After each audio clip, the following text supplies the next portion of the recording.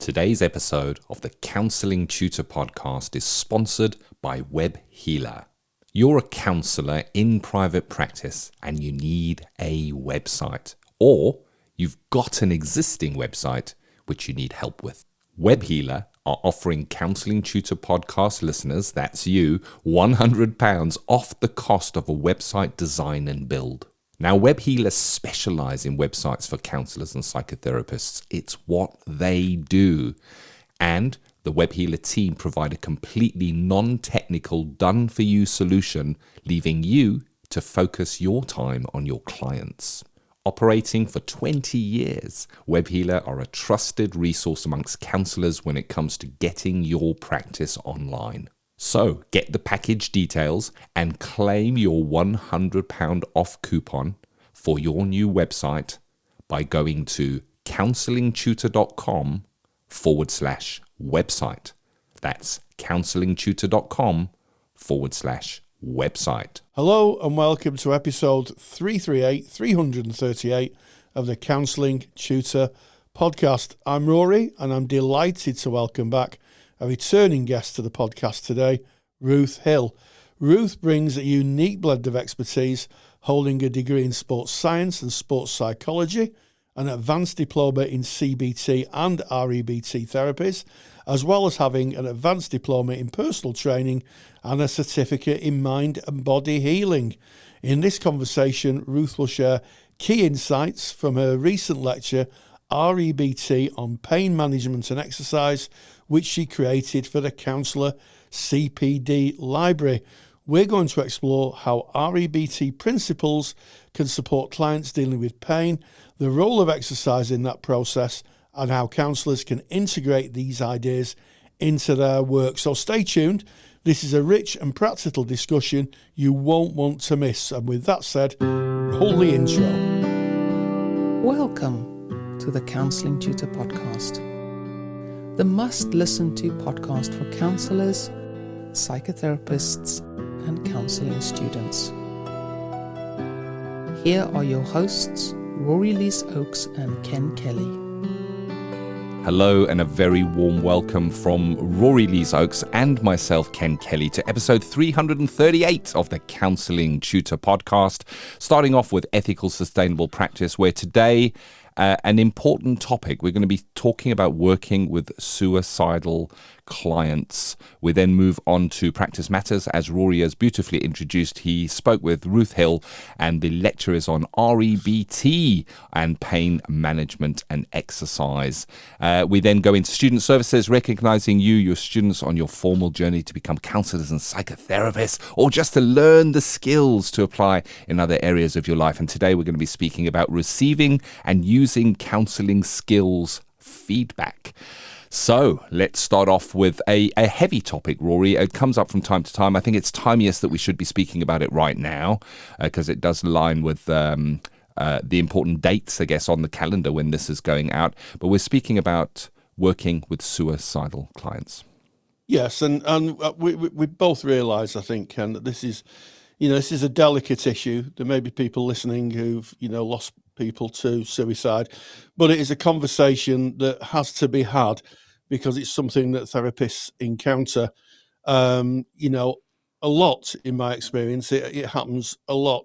And talking about those important dates, this broadcast will go out on the 10th of May 2025, and beginning the 12th of May 2025, it's Mental Health Awareness Week. So I think it's a timely topic to discuss, and I think it's one that, if I'm honest, it's one of the great fears that therapists have when somebody sits in front of them and says, I think I want to take my own life. I don't think that I'm useful to anybody anymore, and I just don't see a future. And how do we respond to that? How does a therapist respond to that? Well, I think preparation and understanding how to respond, doing some work before you actually get to the point where someone says they're thinking of taking their own life, is absolutely essential,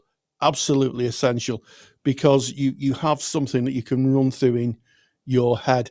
And I think that if we understand suicidal ideation, it's sort of ending one's life, and it can range from fleeting considerations to detailed planning.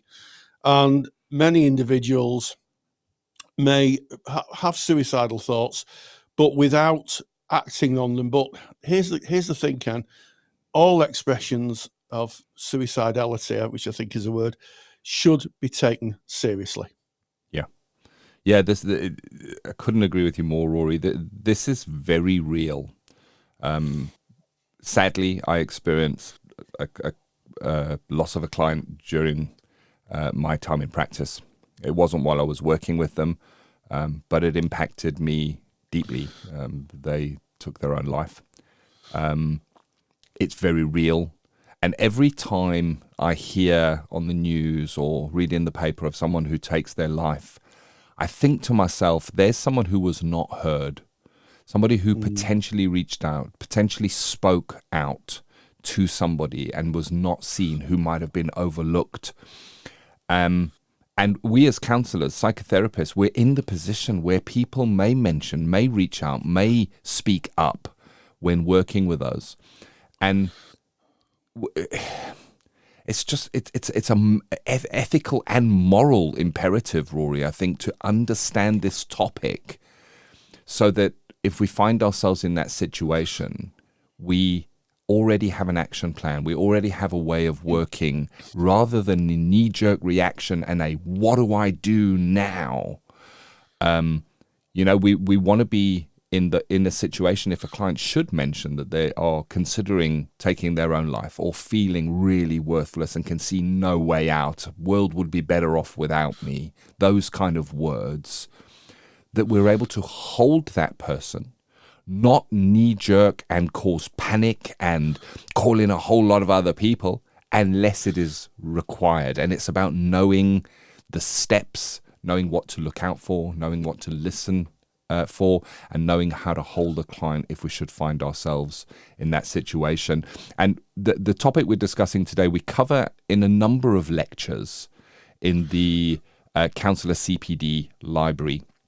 And I know today, Rory, you've particularly taken the handout and the notes from Emma Chapman's lecture on working with suicidal clients. That's the name of the lecture. But we do have a number of them in the CPD library if you are a member, and it's a very recommended topic. So often hear people saying, what CPD should I do first?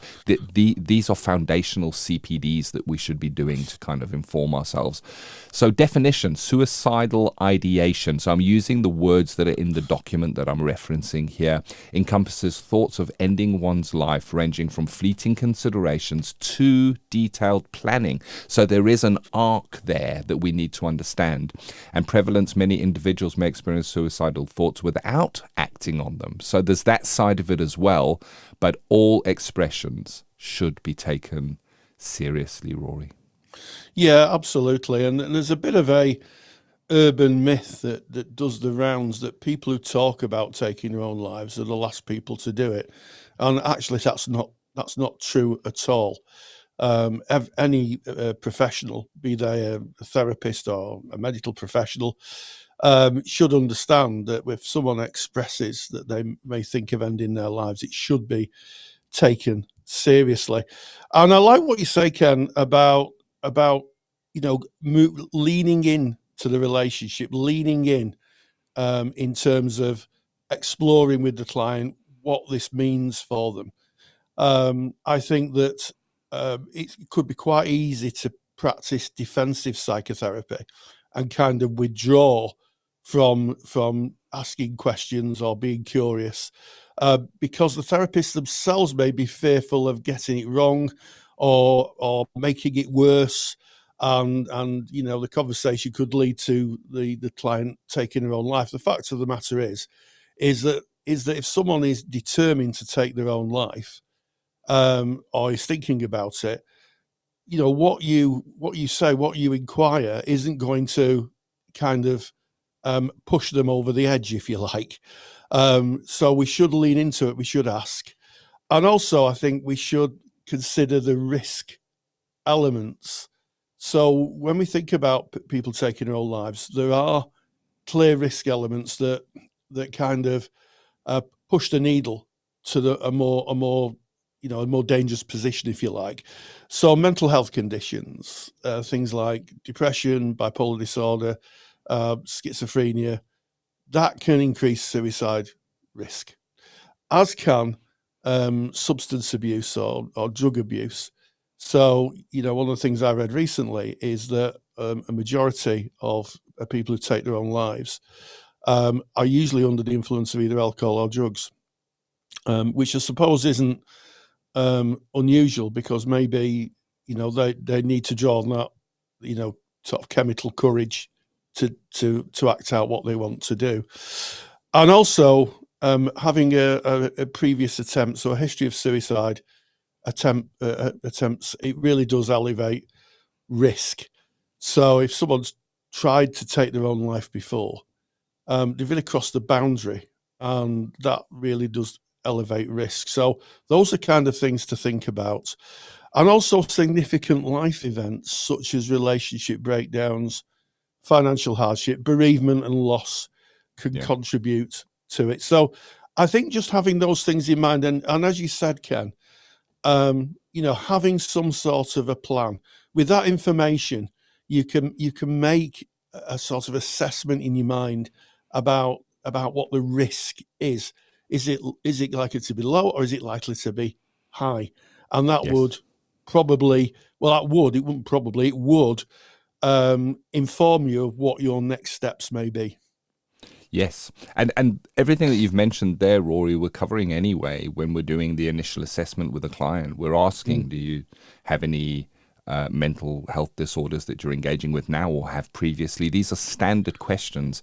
And what they do is they kind of, when we do that risk analysis before therapy, it's there for a reason, So if we know what the high risk indicators are, and these high risk indicators come because of the research that is done. So this is not just kind of thinking, oh, you know what, it's probably more likely in certain conditions. The research clearly shows. And one that I think I'd like to add to that list is neurodivergence. Yes. Specifically autism. There is a higher risk of someone who says that they are going to end their life if they are neurodivergent. That the risk is higher, the chances are higher, significantly higher. Actually, I can't remember the actual data, but it's significantly higher. So knowing those risk factors, and they are on the handout that we're going to be sharing with you. And then, of course, so if we've identified risk factors, that wouldn't necessarily be a knee-jerk reaction. So if we're working with a client who has a history of substance abuse or is currently abusing substances, it doesn't immediately indicate that we should be looking out that they're okay. It's just that if they should give us the clues, and what we're going to do now is look at the warning signs. When we see the warning sign and we add the warning sign plus the risk factor, it gives us an indication. And warning signs, verbal clues, statements expressing hopelessness, worthlessness, or a desire to die. And in some cases, the client may just say it as it is. I don't want to be here anymore. I don't want to face these days anymore. I just want to end it all. They can be as blatant as that, but it can also be more veiled. I'm not worth anything to anybody. I just feel hopeless. I don't think there's a way out of this, might be an indicator. So it's, again, looking at the arc of that and understanding and watching out for those warning signs. Behavioral changes, withdrawal from social activities, giving away possessions, sudden mood improvements after depression. Now, that was an interesting one for me, Rory, within the document. A sudden mood improvement. And you might think, hold on a second, that doesn't make sense. Why would a sudden mood improvement be an indicator? And it may be, and this is my thoughts on this, it may be that person is going, I don't know how to deal with this. I can't deal with this anymore. This is too heavy for me. You know what? I think I'm going to end my life.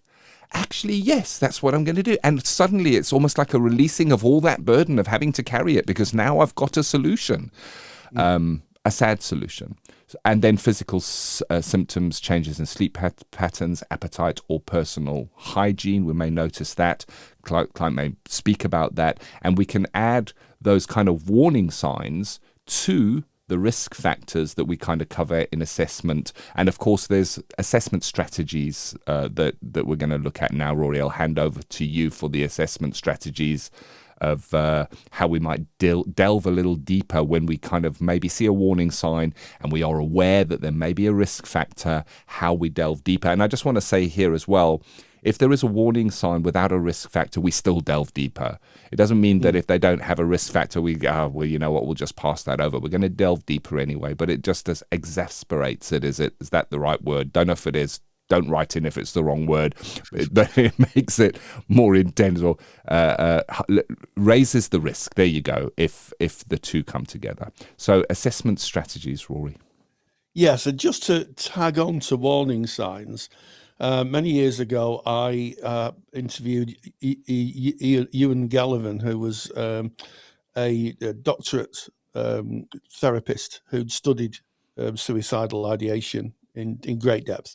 And one of the things he said was that it's more prevalent, there's more suicides in the spring than any other time of year. Now, I don't know if that evidence still stands up, but last time I looked a few years ago, it would still indicate it. And the reason was that the spring makes people feel better about themselves. The warmer days, the sun comes out, and it can be a motivator, linking into sudden mood improvement to act on the beliefs that someone has that they may be better off not being around. So that's an interesting one. Spring is there are more suicides in the spring, certainly in the UK. I'm talking about the UK here. But when we come to assessment strategies, I think the best course of action is just ask direct inquiry, ask open and non-judgmental questions about suicidal thoughts, plans, and means. And by doing that, if someone says to you, I just want to end it all, and you say to them, okay, I hear what you say. Do you have any plan to do this? And they say, well, not really. I'm just having a bit of a bad day. The risk does lower a little bit. But if they say, well, yes, I'm going to, and then they give you a detailed plan of how to do it, that does put the risk up considerably. And obviously, and also evaluate intent and means, determine how the immediacy and the specificity, if that's a word, of any plans, and whether the client has access to means. So means could be things like drugs, prescribed drugs or street drugs. That could be something, been hoarding paracetamol. And we know that statistically men have more violent deaths than women. So, if I think that's very useful information to have. Sadly, men do have more. I'm going to say more violent deaths. I'm talking about things like jumping off bridges or jumping in front of things, and where women tend to not go down as a violent route. So that's something to think about, and also evaluate intent and means. So I think determine the immediacy of any plans and whether the client has means. And what I mean by that is, in your conversation with the client, if the client says, I just don't think I'm going to be back for the next session, or I don't think I'm going to make it to the end of the week, that means that, there's an immediate, clear and present danger. And if they have access to the means to do it, or I've told you the mechanisms of doing it, you're really in a time limited situation. You really have to think on your feet. But the hopeful thing in this is that by speaking about it, they're telling someone about it. All behaviour is goal directed, as Carl Rogers reminds us. And I always think that when someone's talking about taking their own life, there's hope. There really, really is hope, because that means that they're reaching out. And, I'm not saying that therapists should follow clients around and make sure they don't do any harm to themselves, but it does really open up the opportunity for a dialogue, for you to explore with the client, and maybe just being heard is enough for them to put it on hold. Now you can use assessment tools. There's things like the Beck scale for suicidal ideation and ICD-9, I think it is. But that comes with a caveat. If you use any assessment tool, and you talked about this in the top of the podcast, and someone has low suicidal ideation, when you do a standardized assessment, doesn't mean that that's it. It doesn't mean it's written in stone. It means that it's a constant alertness to it. And you couldn't justify saying, well, the client, when I did the instrument, the scale for suicide, it was low. If it comes up in a conversation, you should engage with it, and also, you should engage with it. And I think that, to be honest, it's the scariest thing that a therapist can engage in, really, because yes, I think a lot of therapists might think that the client's behaviour, the client's decisions are on them, and they're not. They're absolutely not. Client makes decisions based on their own life. You can only be there to help them, and depending on the contract, intervene. Yeah, and very that's much maybe so. something what to talk about. Yeah, we have a responsibility to our clients, not for our clients. Their responsibility for their life is theirs. And you covered direct inquiry, evaluation, intent and means, and use of assessment tools there. And for me, the most effective of those is that you ask the direct, that you're open and able to have the conversation. We've mentioned so many times on this podcast, client can only go as far as the therapist can go.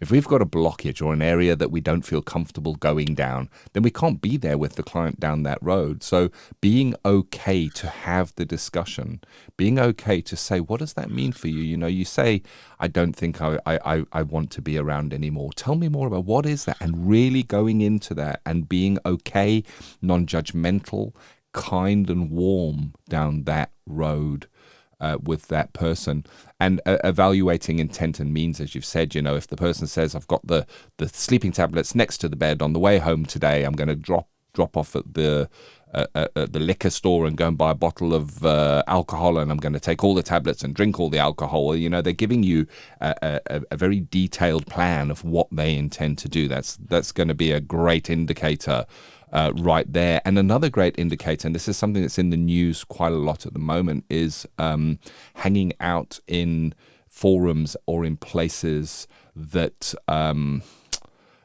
kind of speak about ways of taking your own life. There's stuff in the news at the moment around that, and what that means, and young people interacting in those kind of groups. That is a high risk factor. If somebody was to say, they've been looking and they might do it this way or they might do it that way, it's going to indicate that risk immensely.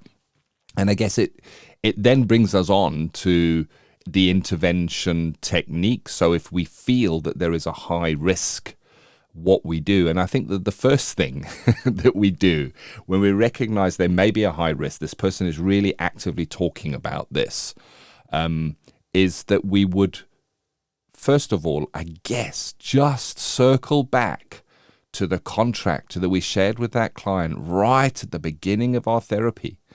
And it's so interesting, isn't it, that so many of the CPD topics and the topics in practice that we discuss, Rory, relate back to that initial contract that we have. It's such an important document. Yeah. And within your contract document, you're going to mention that confidentiality, that you would need to break that in the event that a person was thinking of harming themselves or another person.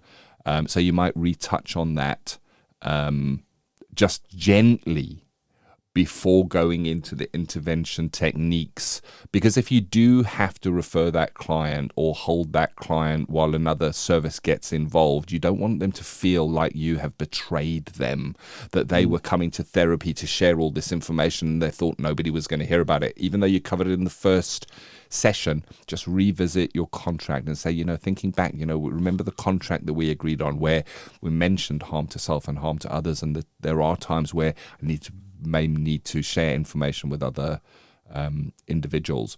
But into intervention techniques, safety planning, and the safety planning can be around the client, because when somebody is talking about this topic, it doesn't mean that they are definitely gonna do it. Like you said, Rory, you may say, well, what does that look like? And they say, well, you know what, I'm not going to do anything.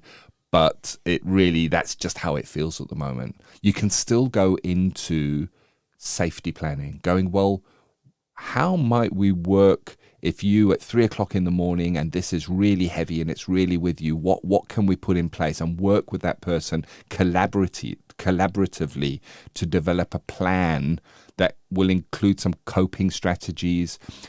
You could help them with emergency contact details, that if they felt at the end of their tether, somebody that they might be able to reach out to. And that wouldn't be you, because we're not a blue light service as a counsellor. You can't have a counselor, you can't have a client calling you at 3:00 in the morning, but you can give them a number, maybe the Samaritans or another number, depending on where you are in the world, that person can reach out to.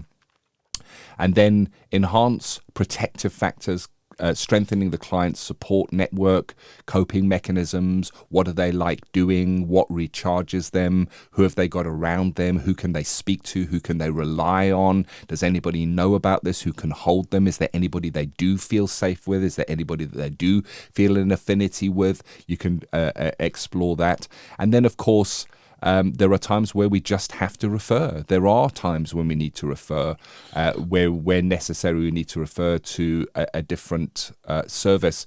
And certainly when I was in practice, my immediate referral pathway was through to the GP or the general practitioner, the doctor of the client. So it was one of the questions that I would ask in the intake is, who is your doctor? And that was done collaboration with my supervisor, because I'm very glad to say, Rory, I had a wonderful supervisor who, in one of the supervision sessions, said, what would you do if a client went down this road? What would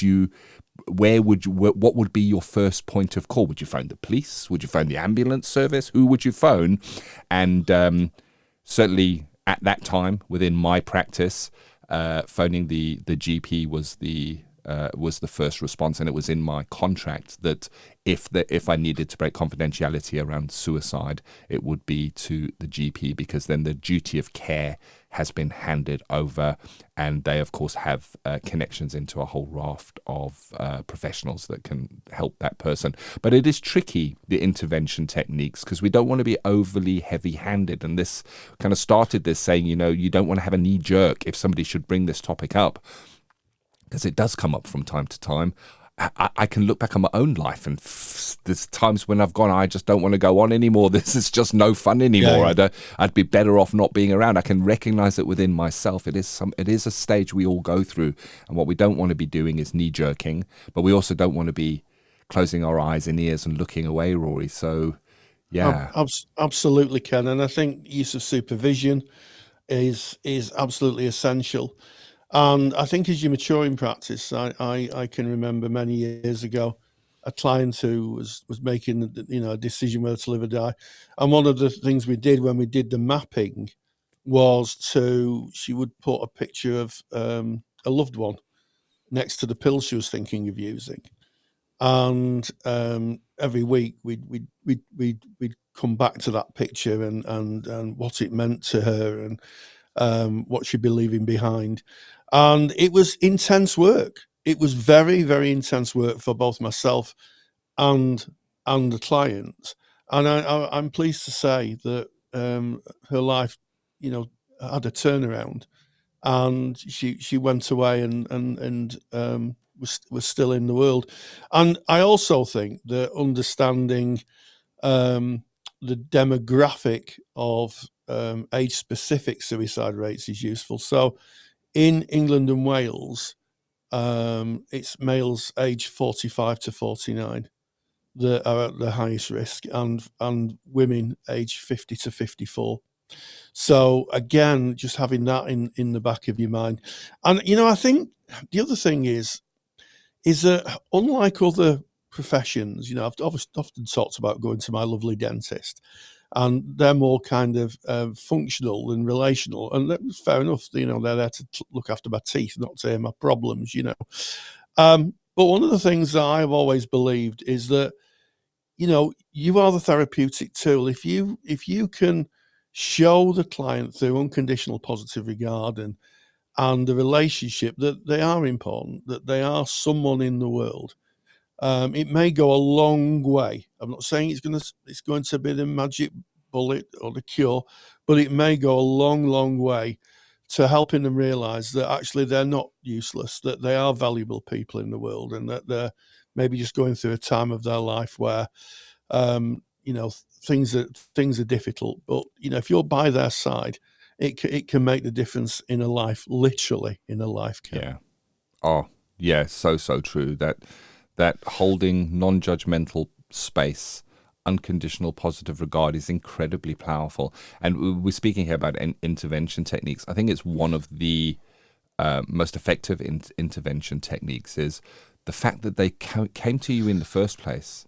They're in front of you. They've come to a helper in this area. The fact that they're there in your room or with you online. So therein lies the hope. And an intervention technique is contracting around that and saying, well, if I see you next week, we can continue, and I can continue to help you through this. And there's another week, and we've contracted for another week. But if you're not here, there is no help if you don't keep coming here. But I'm here to help you and to hold you. I think that is so. It's important. The fact that they're there in front of you is the greatest sign that there is hope for that person.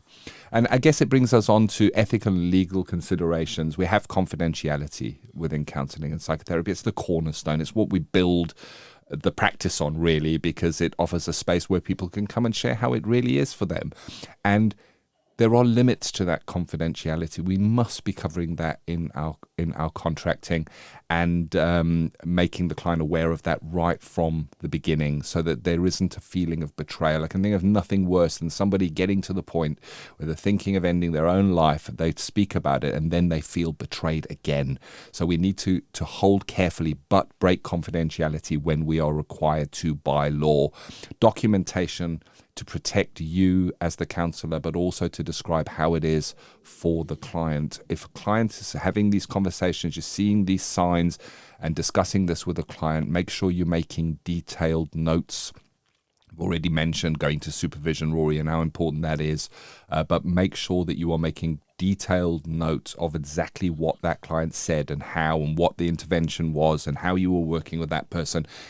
So if I was working with a client and they said, I'll see you next week, then I would even be putting that in my notes. The client agreed to see me next week, because that indicates that there is a futuristic looking. So when someone's thinking of ending their life, often they don't see a future. So if they're committing to a future appointment, that is a good sign to put it in your notes. And then duty of care. And this is, you need to look in wherever you're listening to this, if you're in the UK, outside of the UK, be aware of the legal obligations to protect your clients from harm where you are, and what the how it works with confidentiality and breaching that confidentiality within your contract. So we need to understand and know that. And then, of course, Rory, self-care for counsellors. How can you prepare yourself, and how can you exercise self-care through a difficult challenge like that? And the first one already mentioned, Rory, it's supervision. Every single time, we say it often, speak to your supervisor. If I came out of a heavy session with a client like that, I would be phoning my supervisor in between our supervision sessions and saying, can I speak to you? This is what's going on. And training. I cannot overemphasize this. Training. Do the CPD so that you are informed, so that you are there and prepared and able to support and help and hold, that you would have all the referral services, the emergency services or numbers that you can hand over to a client when they find themselves in that situation, and have the knowledge to protect yourself by doing correct note taking, protect your practice by doing the right kind of things and evidencing the decisions that you're making and the ways that you are working with that client. It's a heavy topic, Rory, but it could not be more important. Yeah, absolutely. And I think it does call for a lot of self-care for therapists, and also to remind us that suicide isn't illegal in the UK. That's why we don't use the term committing suicide, because it used to be a criminal offence. I think it went off the statute books in 1963, if my memory serves me. So it is the client's. I don't know. It's something that the client has to make a decision on themselves. But I think that if someone comes and talks to you, maybe they're asking for help. Maybe they're asking for an intervention that they can't ask themselves. But I am reminded of a therapist I met many years ago who was working with someone with a life-ending condition, and a very difficult and painful life-ending condition. And the therapy was really about when this person decided to end it. And the therapist took the view that, given the situation of the client, that this was really up to them. They were talking about assisting themselves to die. So it's not always cut and dried.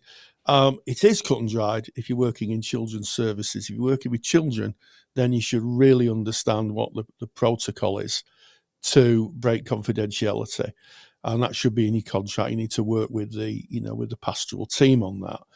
And one final lesson that I think is useful to think about: if somebody comes to your practice and says, I've got a pile of pills in my pocket, and I'm thinking of taking them. One of the questions that may be useful to ask is, have you actually taken any of them? Because I've known of a situation where someone went to see a therapist and the person said, I've got a lot of pills in my pocket. And the therapist said, have you taken any of them? And the fact of the matter is, they'd already taken a lot of pills. And the therapist phoned 999, the emergency services, because the person was in the process of literally killing themselves. So it's something I think that a lot of therapists hope they'll never encounter. But when you do, as our conversation today can, being prepared, having some kind of plan and defensible decision making is absolutely essential. Yeah, I'm so glad you brought this topic, Rory. It's a heavy topic. We've spoken about it before.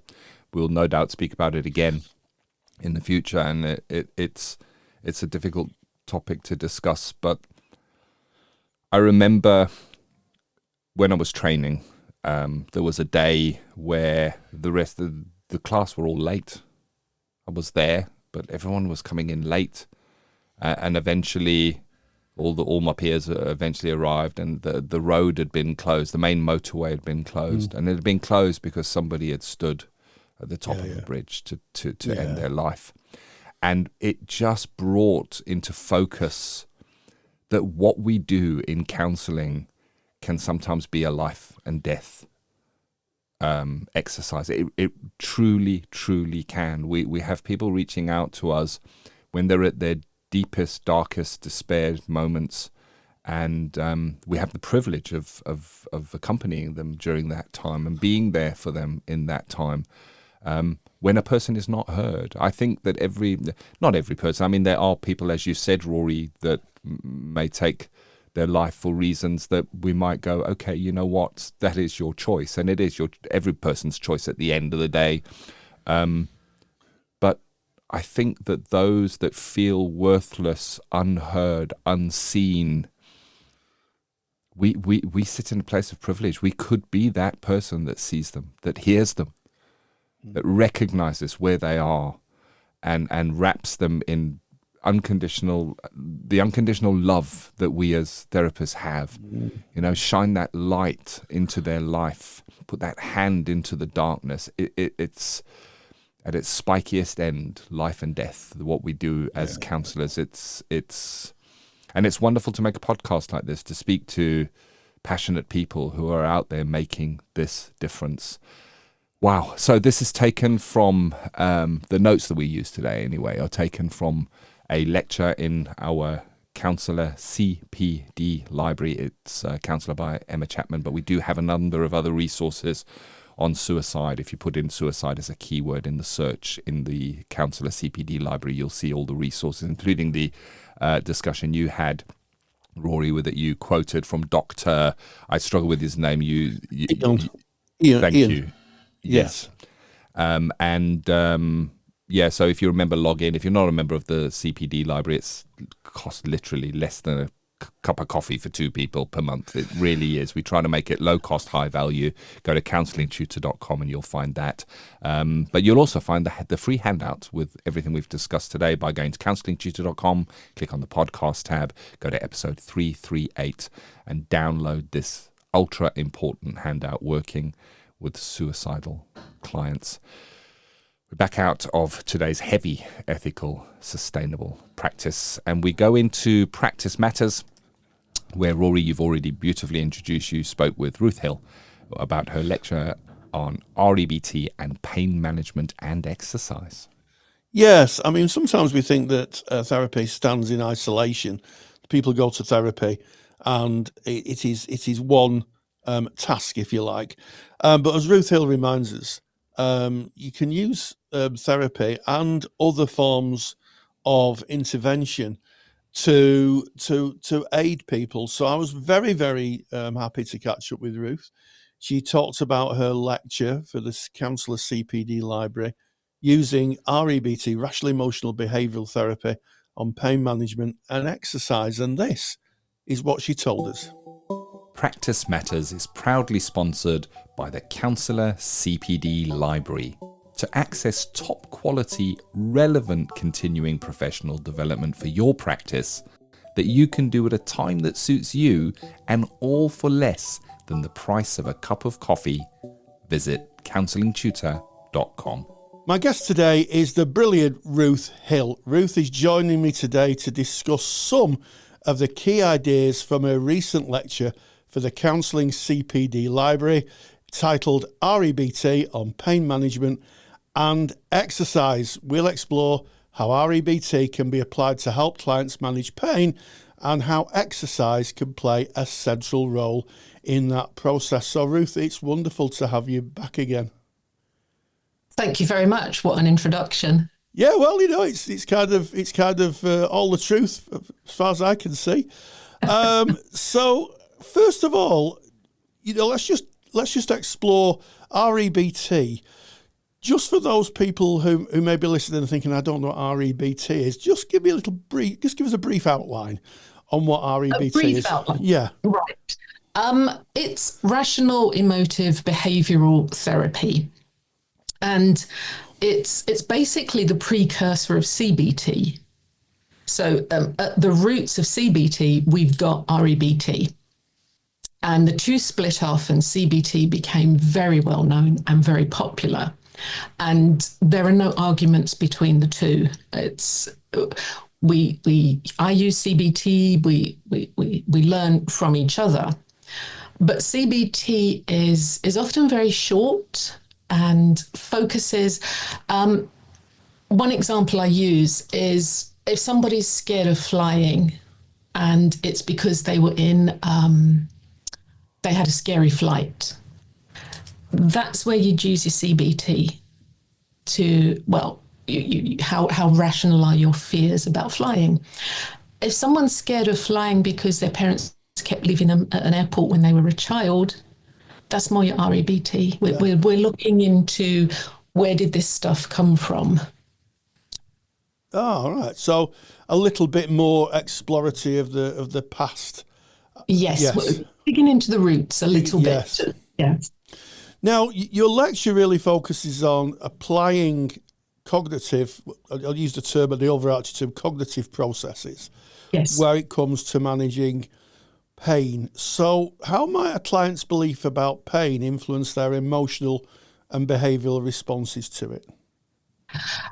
Your beliefs, or sometimes we use assumptions because people have a belief that a belief can't be changed. So beliefs are assumptions. They're where we've taken an idea about something. So I don't want to feel pain, which is entirely understandable. But our brains can turn that into a really rigid demand. And it's just something that people do. It's how our brains work. So something reasonable becomes something very unreasonable. So if somebody has a pain and they have a belief, I can't bear this, then the pain will become more of a problem because they're fighting the belief that they cannot stand it. So if you can work on that belief and change it to, I really, really don't want to feel this pain, but I accept that I do and I can stand it. It feels like a small switch, but it's actually, it can have quite profound differences. Yes, yeah. And I guess in that process, you're going to meet clients who have guarding or avoidance behaviours. Mm-hmm. And what might these guarding and avoidance behaviours be protecting them from? It's from the fear of the pain or the pain, because the guarding is physiological, which is the pain, and psychological, which is the fear of the pain. So the guarding behavior is if someone's got a little bit of backache, they might think, oh, I need to lie down and rest because that will stop it hurting. And for 10 or 15 minutes, it might stop it hurting, but it will be triggering a cascade of other events, such as you're starting to decondition, you're reducing the amount of synovial fluid you're making, you're starting to see yourself as someone who has to lie down. So in guarding from the pain, in the same way that guarding from the fear in anxiety, it's not helpful. It's a really interesting topic, isn't it? In my own life, many years ago, 1999, I attended a gym and I was talking to somebody who was a runner, who looked like an atypical runner, kind of very, very wiry, very tall. And I said, I wish I could run. And he said, well, why don't you? And I said, well, I've got asthma. And he said, well, I've got asthma. And I said, yeah, but I run out of breath. And he said, so do I. And it was one of the most uncomfortable conversations I've ever had in my life, because the excuses that I'd used for myself throughout the years just didn't land anymore. He said, well, yeah, so just like me, really. Yeah. And I said to him, will you train me? And I actually ran a half marathon in 1999. I did a Nottingham half marathon. Nearly, I have to say, I did thought I was literally going to die at the end of it. But I did actually get myself past the finishing post. And one of the he was there at the end of it to cheer me on. And one of the interesting things was that I reflected many years later when I went to train as a therapist, how my own negative thoughts had actually hampered me for years. Now, I know some people have pains where they may not be able to run, so I'm not saying that everybody should do this. But in my case, it was just a case of facing some very uncomfortable truths. I'd been telling myself a story for years, which actually wasn't actually true. Yes, and I think you as a therapist, any therapist listening, will recognize that. You'll hear a client say something, oh, I always get this wrong, or I'm such a failure. And well, hang on a minute. That when you hear those words, it's like your wiry marathon runner. Well, hang on. Can we just... And that, I think that's what exploratory therapy is. Yes. Don't just accept at face value the client saying, I'm a complete failure, and go, oh, okay, then I'll put a tick in a box, complete failure, and we'll carry on. You stop and, well, hang on a minute. What does that mean? Where does that come from? Yes. Yeah, and that really goes back, doesn't it, to when you say REBT looks at the source. You spoke at the top of the interview about, a child being left at the airport, and that's the key, isn't it? You're looking at the source of these thoughts. So we're talking about therapists kind of exploring. So how can a therapist support a client to sort of reframe distorted thoughts such as catastrophizing or mind reading or fortune telling about their pain experience?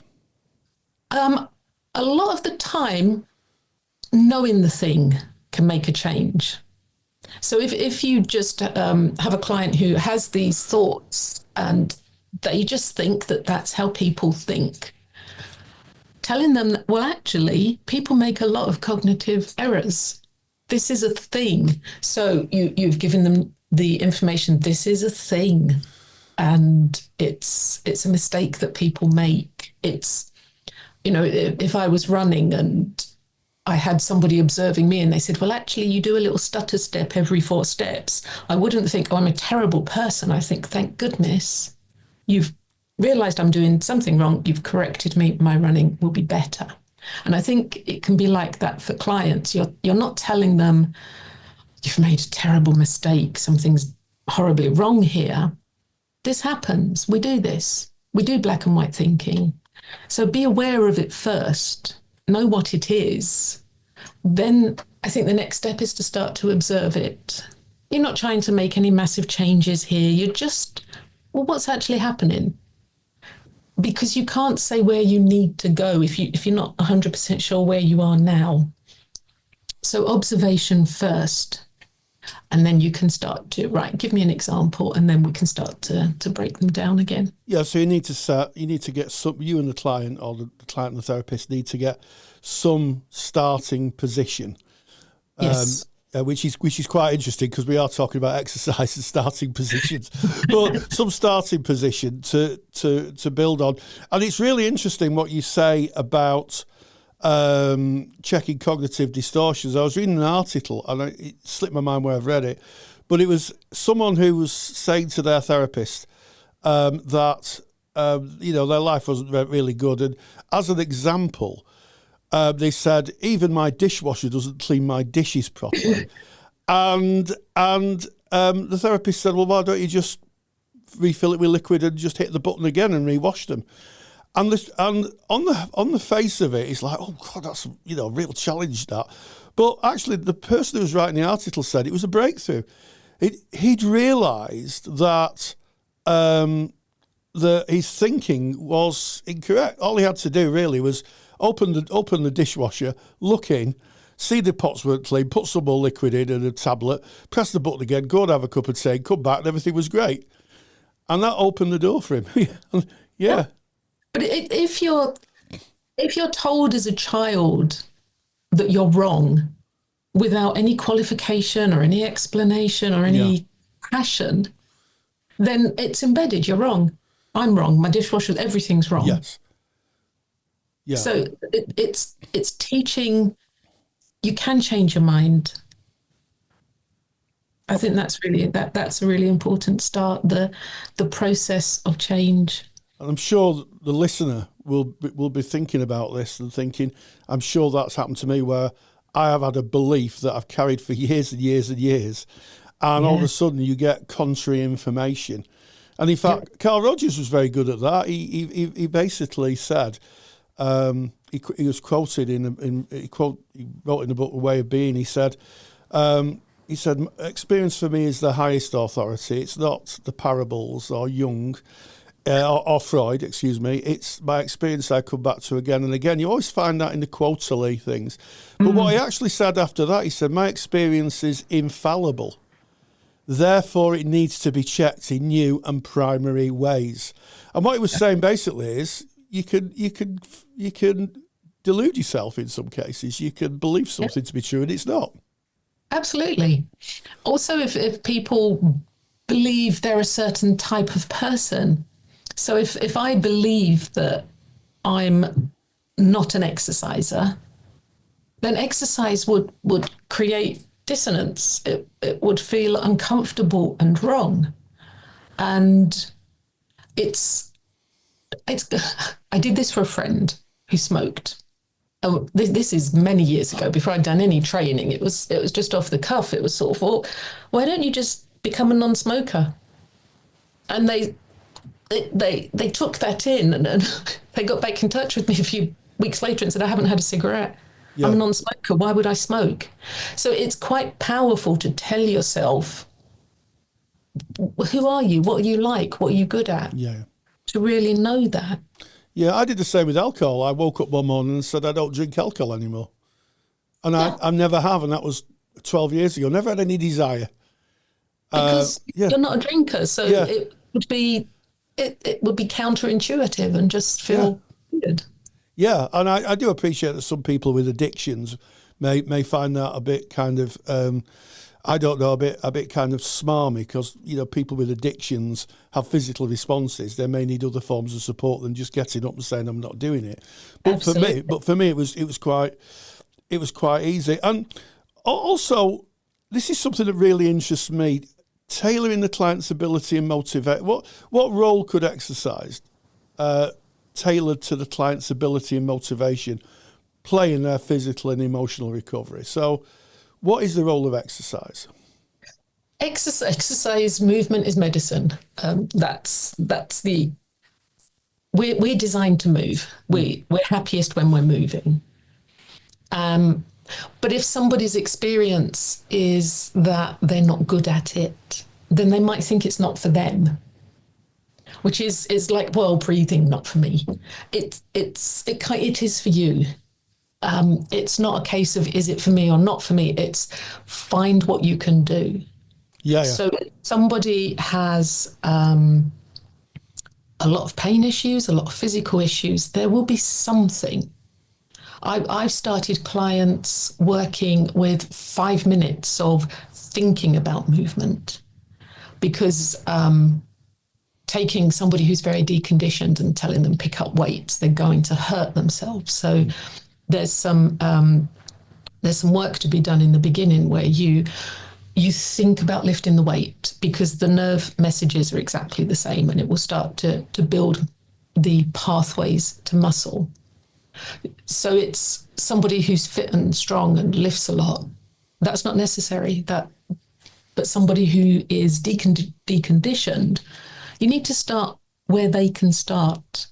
So that's where the tailoring comes in. It's important to know what someone can do before you tell them what they need to do. Yeah, absolutely. And also I think it's about, when people say exercise, some people immediately think they've got to run a half marathon or lift loads of weights, and exercise can be walking around the block. Exercise can be going for a swim. Mm-hmm. You know, it's how we look at exercise. And I think you're absolutely right. I have a 6-year-old granddaughter, and whenever we take her out, we take her into the park. As soon as her feet hit the park, she's off.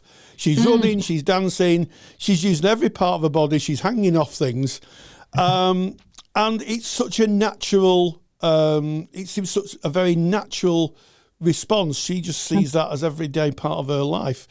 And I think that's really interesting that as a child, she's doing things that maybe a lot of adults kind of fall out of as they get older.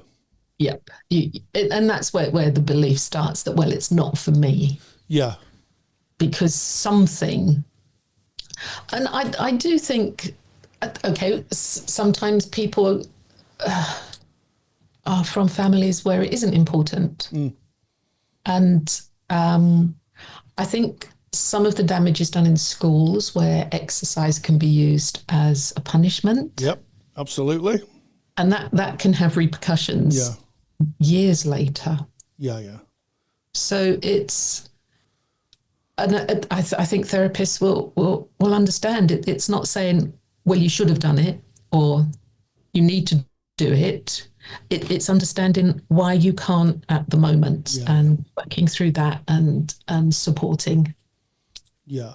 My wife has PTS every time she smells chlorine, because as a child, her sadistic gym teacher, Mrs. McGarver, for anybody listening, would sue me if you dare. Would literally throw anybody who was a bit nervous into the pool, whether they could swim or not. Yeah, and the repercussions still happening today. Yes.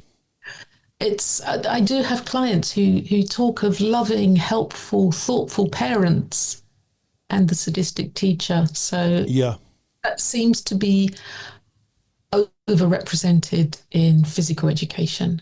Yeah, and I'm sure modern teachers and one would hope that it was more of a collaborative, but it was like, in my day in the 70s, it was literally like joining the army. It was like that. PT was literally, and most of the people who taught PT were ex-military, so it's hardly surprising that a lot of people didn't really take up sport. A lot of people now in my age group probably shied away from exercise because of that experience.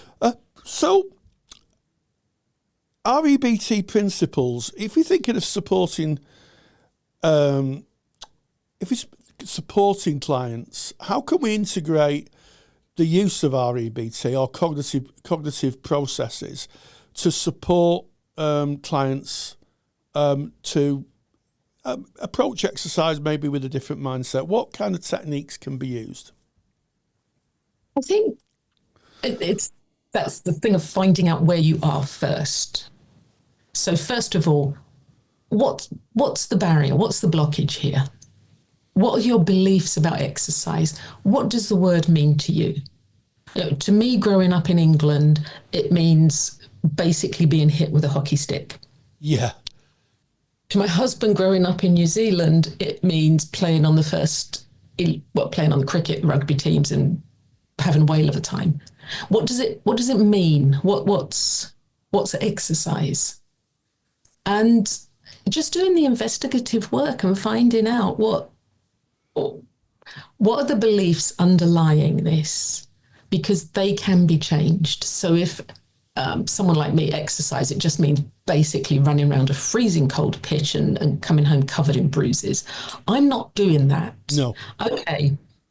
Right. So it's finding the gap between the thing that happened and the thing you want to do, and where are you now? And can we move you closer to the thing you want to do? And REBT will ask you, what are your beliefs about it? What does it trigger when you hear this word? And what would you like it to trigger? What do you want exercise to mean? Yeah, absolutely.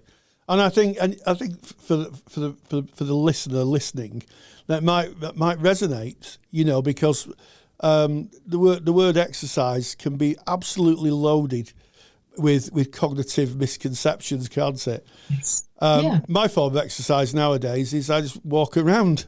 I have a little app on my phone and I just walk around and I just keep walking around until I get ping and I've done so many steps. So that kind of suits me. And occasionally I'll go for a swim, and that type of thing. That kind of works for my wife, who's got a number of medical conditions. That works for her. Walking is really, really useful, but it's doing something. So finally, what do you hope that anybody watching this lecture that you've delivered for the Counsellor CPD Library, what do you hope they'll take away from it and be able to build into their practices? I think REBT is useful as a framework. So if you get a bit lost somewhere, REBT is very well structured to just keep you moving on, keep things going. I think it's just another tool in the box. The therapists watching this will have their own methodologies. They'll know how they work best with clients. So it's just oh, hang on a minute, maybe I could start to go down this path. But I think it's just useful as another tool in the belt. REBT on pain management and exercise is available in the CPD library now for you to view. And it just leaves me to say, Ruth Hill, thank you so much for joining us today. Massive thank you to Ruth for that discussion. Thank you to you, Rory, for holding the all-important discussions. That is today's Practice Matters. And we now move straight into Student Services. Student Services is sponsored by Counselling Skills Academy. Can't tell you how many times Rory and I have heard counselling students say that learning skills and knowing that they're using them effectively is really, really challenging. The reason for this is because we don't get to see another counsellor using skills in a real live session. In reality, this means that we're asked to learn something that we can never see demonstrated in a real setting, and it's no wonder that many of us are left feeling unsure. If you want to see counselling skills used in real sessions by qualified therapists, so this is real sessions, real presentations, and real use of skills, then go to counselingskillsacademy.com. There's some free videos on skills, including a full live session that you can have a look at. Gain the competence and the confidence of knowing you're using your counselling skills effectively. Just visit counselingskillsacademy.com. And today in Student Services, speaking about receiving and using counselling skills feedback. I love this topic. I really do. So we do our counselling skills. We are doing our simulated skills, maybe in a triad, maybe in a pair. Maybe we've got a tutor kind of looking over that.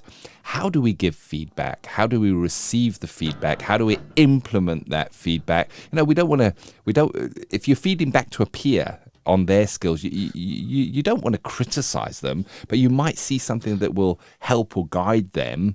And how can we put it in a way that is useful, or how can we receive it in a way that is useful, so we don't go, oh man, I didn't do that properly, I need to do it this way. It's a topic that comes up a lot. It's been discussed in our Facebook group. Go to Facebook, put in Counselling Tutor, come and join the discussion. What's your thoughts, Rory? Well, I mean, I think it's interesting, and I thought it was just ran through my mind, as it's apt to do, that you wouldn't ask someone who's learning to drive to give feedback to someone who is learning to drive, because they're still learning. And I think that's the key thing. When you may be in a little triad. So, usually there's an observer, and then there's a person who plays the role of the client, which they usually call the helpee, and then there's someone who plays the role of the counsellor. They usually call that the helper. And I think that if you are going to do feedback, the best way to do that is after the session, the person who was the client, shall we say, for the course of this discussion, feeds back first, because their experience, it's their session, so their experience is probably a bit more authoritative than the observer, because it's all about the person being listened to. And then the observer can give feedback. And I think when we're giving feedback, we should look at the kind of skills being used. So I think a tutor would almost certainly say to their students, we're going to look at the use of reflecting and paraphrasing, or we're going to use the skill of questioning, or we're going to use this particular skill. So first of all, be very clear on the skill you're being asked to observe, and stick with that skill. And I think also realize that even professionals who use counselling skills don't always get it right. We're human beings, and we're apt to, cognitive biases and misinterpretations and misattunement. So I think when you're giving your feedback, just be kind of curious and say things like, I wonder what had happened if you'd have just extended that silence a little longer, or I wonder what have happened if you'd have reflected this part of the person's story back instead of that one. Try to be quite analytical with it, as opposed to saying, well, you didn't reflect that back very well, and you could have done this, because it'll be your turn at some point to have your skills fed back to, and you would hope that the person is as thoughtful to you as you are to the person you gave feedback to. So I think that's my starting position, Ken. I think it's a very good starting position, Rory. Very informed from many years of tutoring and watching feedback. So feedback can, for some, be difficult to take and to receive. And for some, it can be difficult to give. I don't want to hurt that person's feelings. So a great strategy for feedback, if you do spot an area where that person might improve, is, as you said, Rory, to plan how you structure that around how they can improve, not where it fell short. If you reflected back the feelings the client was expressing rather than just what they said, that might have been a bit more effective. So you're giving a constructive piece of feedback, and always sandwich the feedback between two really positive statements. So I really loved how you were present. Your active listening was incredible. Then you put in the little bit of constructive feedback, and then you immediately go into, but what I really enjoyed was the way you ended that session and how you did a little summary at the end and really tied up all the loose ends. There, you've got a little package that you hand to somebody that feels balanced, and it has information in it that is useful to that person. So this section of the podcast is actually sponsored by the Counselling Skills Academy, which focuses on this very, very topic. And here's an exercise I'm going to share from Counselling Skills Academy. Take your skills that you learn. So you've got silence, reflection, I can't say them. Paraphrase. Open question. Thank you, Rory. Open question. Write the skills down, on a document. And then put a little description of what the skill is. Just 2 lines of what the skill is. And then ask yourself the following questions. What does this skill do for the counsellor, and what does this skill do for the client? Write what you feel that the skill does for the counsellor. So why do we paraphrase something? What does that do for the client? Well, they hear their story back from another person's point of view, and they may see it with new eyes, or it may make them feel that person has understood me and listened to me. Why is paraphrasing important to the counsellor? Well, it's important to the counsellor because we might paraphrase something back and the client may go, no, it's not really like that. It's like this. So we can make sure that we're in the right frame of reference. So write what the skill is, what the skill does for the client, what the skill does for the counsellor, and have that as a key. You'll use it throughout your studies. And you can use it as a key when you're observing somebody else's skills. You can say, they've used the skill of silence. Then you look, silence, what is it? What's the definition? What does it do for the client? What does it do for the counsellor? And it gives you more of a scope for feeding back because you got the skill, its definition and how it is used and what it does right there. And you can ask yourself, did it do what it was supposed to do? Did that skill, was that skill effective in that context? And it just gives you more information, I think, to feed back if you kind of have the theory, as it were, of the skills on hand. Because here's the truth.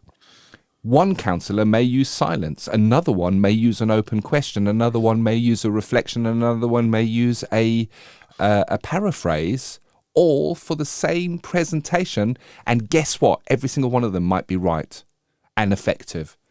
And every single one of them might be wrong or ineffective in the way the skill was used or the place it was used in. So it's not so much a case of I wouldn't have used that skill there, I would have used this one. It's, was the skill effective? And if it was, why was it effective? And if it wasn't effective, why was it not effective? And what skill might have been more effective? So this is a great technique for giving feedback. But I tell you what, it's a cracking technique for your own skills.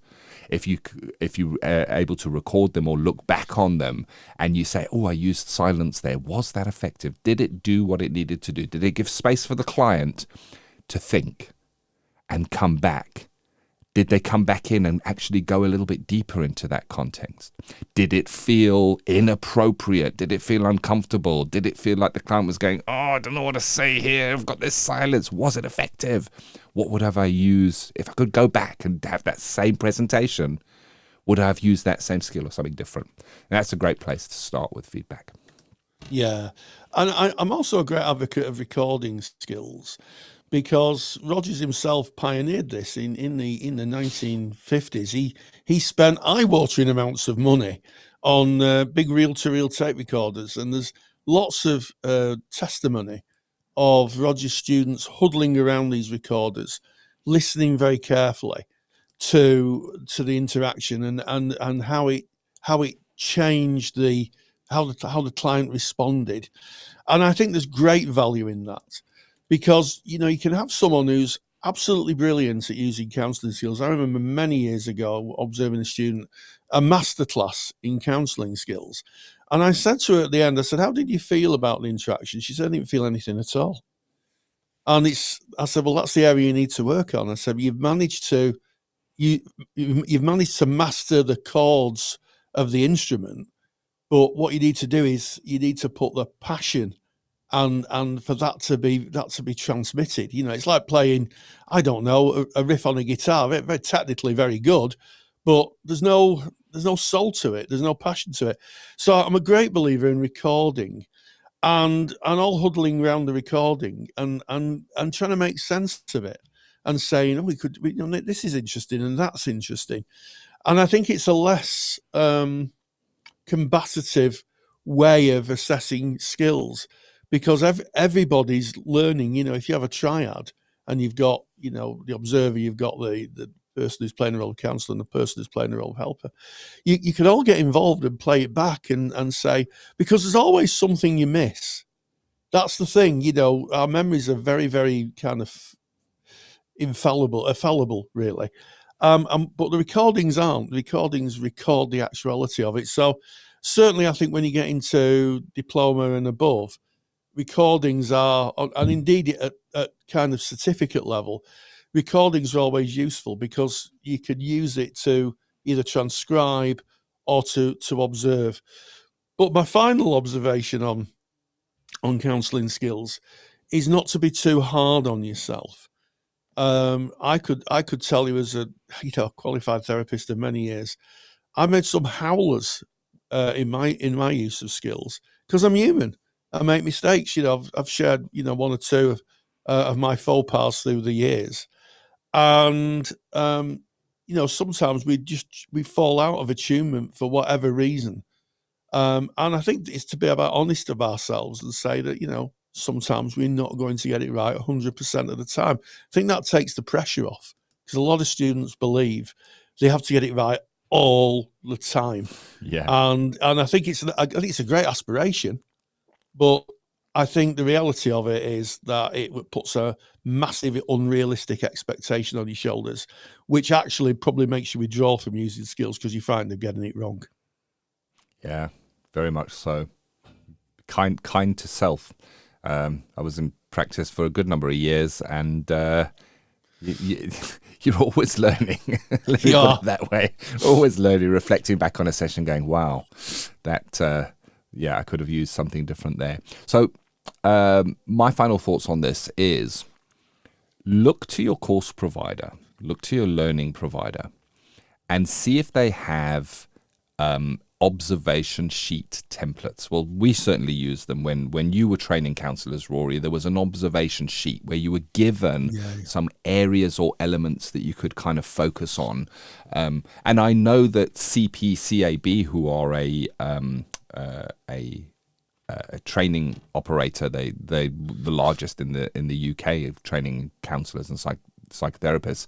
They have peer observation sheets, and it kind of gives you a framework to work within. It goes through the contracting area, working with an ethical framework, limits of availability, confidentiality, all the bookends. And it may be that you're not practicing bookends in that session. That's okay. It's also got whether a person used certain skills and how effective those were.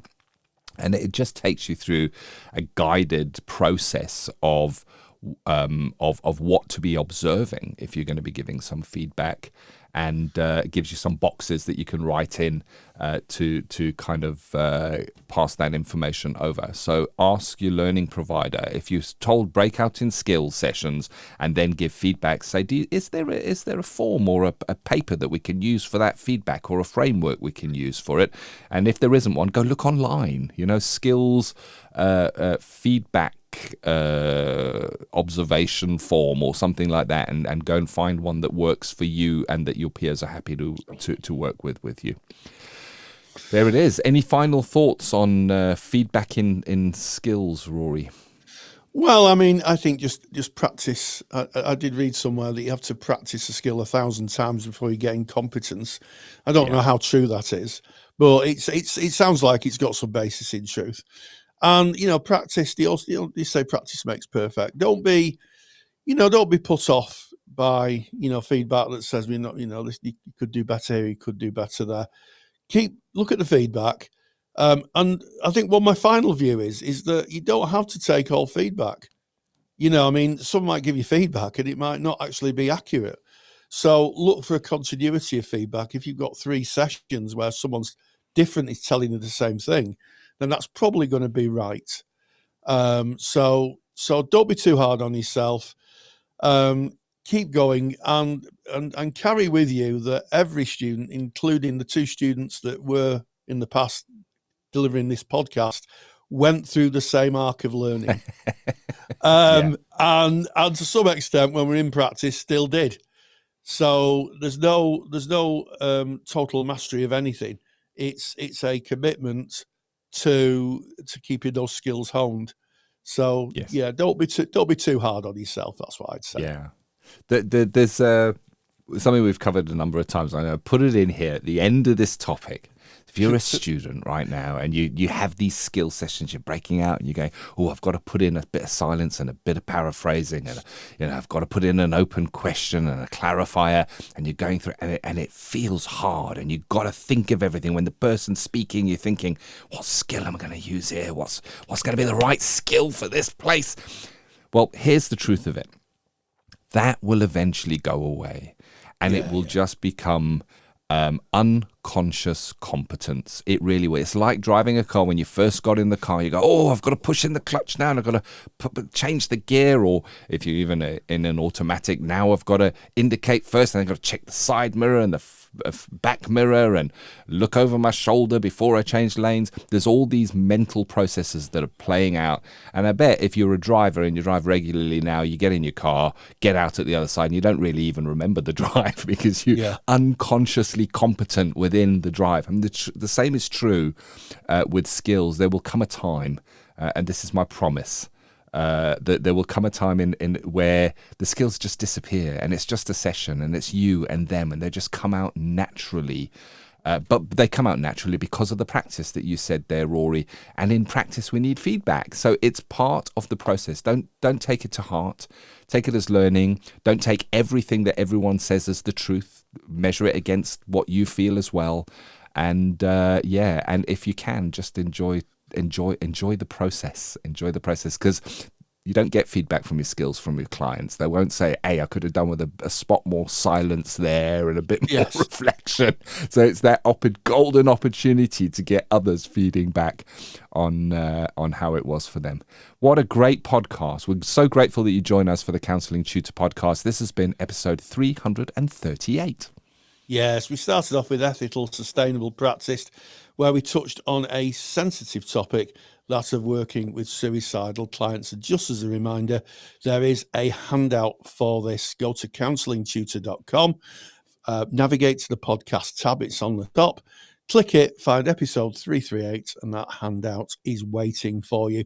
We moved on to Practice Matters, and I spoke with Ruth Hill, who mixes REBT and cognitive strategies with helping people manage pain and exercise.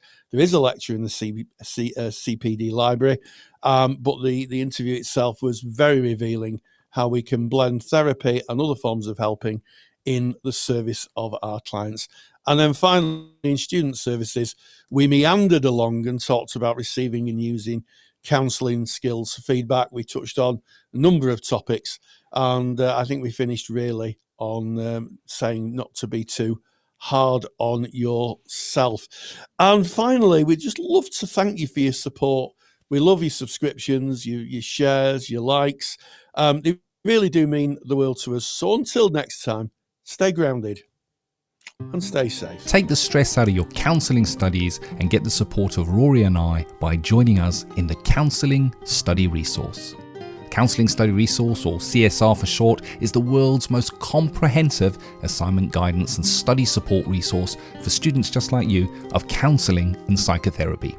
See how Counselling Study Resource can help you. Visit counsellingtutor.com. That's counsellingtutor.com. Thank you for listening to the Counselling Tutor Podcast. Find the show notes for this episode by visiting counsellingtutor.com.